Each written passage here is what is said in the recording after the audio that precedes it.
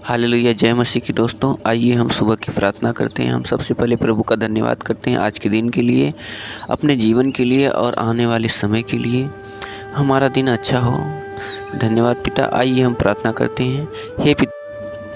हे पिता हमारे जो स्वर्ग में है, तेरा नाम पवित्र किया जावे। तेरी इच्छा जैसे स्वर्ग में पूरी होती है वैसे इस पृथ्वी पर भी हो। हमारा प्रतिदिन का आहार आज हमें दे। हमारे अपराध हमें क्षमा कर, परंतु बुराई से बचा, जैसे हम अपने अपराधियों को क्षमा करते हैं। और हमें परीक्षा में न डाल, परंतु बुराई से बचा। आमीन। हालेलुया, जय मसीह की दोस्तों। आज हम जानेंगे कि परमेश्वर पुत्र यीशु के प्रचार का विरोध क्यों होता है। मनुष्य का विरोध तो कोई भी कर सकता है, परंतु परमेश्वर का विरोधी बनने से मनुष्य के जीवन और किस्मत पर ताला लग सकता है। अर्थात पल भर के लिए मनुष्य सत्य की राह पर कोई भी बाधा उत्पन्न करने में सक्षम भी हो जाए, परंतु सत्य अर्थात परमेश्वर को रोकना मुश्किल ही नहीं बल्कि नामुमकिन है।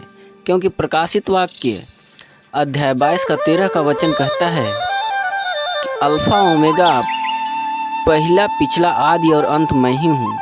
अगर आप आज के वचन के बारे में गहराई से जानना चाहते हैं कि प्रभु यीशु के प्रचार में रुकावट सतावट क्यों होती है, तो इस लेख को पढ़ने की जरूर कष्ट करें। परमेश्वर के वचन का प्रचार क्यों किया जाता है। सबसे पहले सुसमाचार प्रचार के बारे में प्रभु यीशु क्या कहते हैं, आइए हम इस वचन के माध्यम से जानने की कोशिश करते हैं। मरकुस अध्याय 16 का 15वां वचन में प्रभु यीशु चेलों को यह संदेश दिए थे कि सारे जगत में जाकर सारी सृष्टि के लोगों को सुसमाचार प्रचार करो। अगर यह संदेश मनुष्य की ओर से होता तो शायद पास्टर, सेवक और विश्वासी लोग प्रभु के वचन का प्रचार न करते, परंतु यह प्रचार का आदेश प्रभु की ओर से मिला है, इसलिए परमेश्वर के वचन का प्रचार किया जाता है।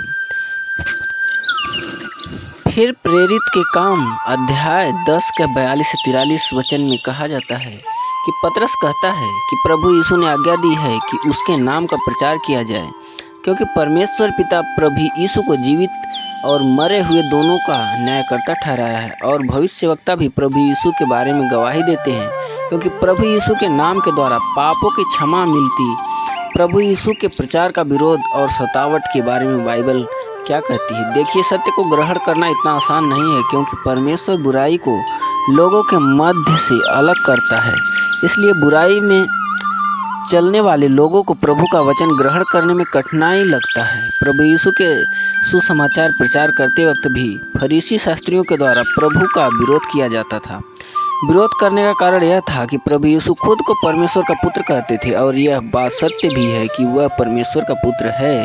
दूसरी बात यह है कि यहूदी धर्म के शास्त्रियों की शिक्षा में परमेश्वर की आज्ञा का पालन कम, परंतु सांसारिक रीति रिवाजों पर चलने की शिक्षा ज़्यादा थी। इसलिए प्रभु यीशु उस शिक्षा का विरोध करते थे। तीसरी बात यह है कि प्रभु यीशु की शिक्षा मनुष्य के पाप को उजागर करता है।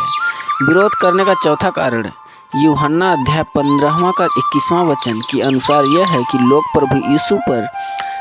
प्रभु यीशु और पिता परमेश्वर के बारे में नहीं जानते हैं।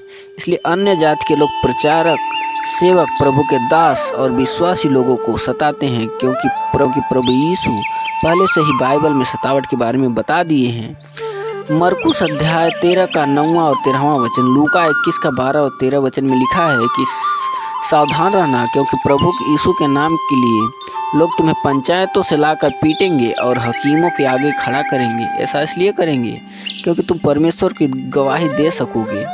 यह न कहना कि प्रभु के नाम के कारण हमें सताया जा रहा है, क्योंकि विरोध और सतावट में ही परमेश्वर का प्रचार होता है। इससे नए लोगों को प्रभु के बारे में अधिक जानने का मौका मिलता है। सत्य तो यह है कि प्रभु के मार्ग को आज तक ना तो कोई रोक सका है न रोक पाएगा, क्योंकि आरंभ से ही जो लोग प्रभु यीशु के नाम को मिटाने चले थे वे खुद मिट गए या प्रभु के अनुयायी बन गए।